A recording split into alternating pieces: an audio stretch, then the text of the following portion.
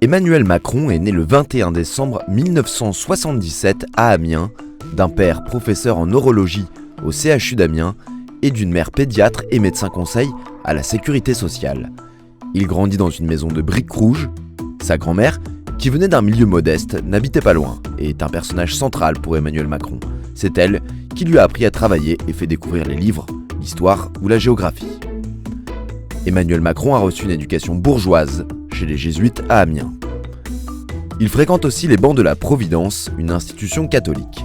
C'est là-bas qu'il assistera au cours de théâtre de Brigitte Ozière, qui deviendra sa femme.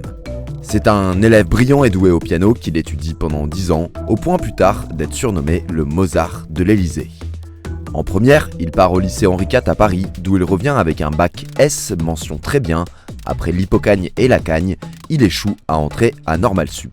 Il rebondit en obtenant un DEA de philosophie politique à l'université de Nanterre.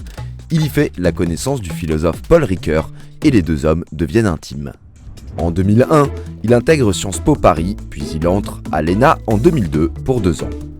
À sa sortie de l'ENA en 2004, il intègre le corps de l'inspection générale des finances. 3 ans plus tard, il est nommé rapporteur général adjoint de la Commission pour la libération de la croissance française, la commission Attali. En 2008, Emmanuel Macron prend le chemin du privé et devient banquier d'affaires chez Rothschild & Company. Il y restera 4 ans. En mai 2012, il quitte l'établissement pour faire partie de la garde rapprochée du nouveau chef de l'État, François Hollande, qu'il avait rencontré en 2006. En 2014, il devient ministre de l'économie. Enfin, en avril 2016, il fonde son mouvement politique baptisé En Marche.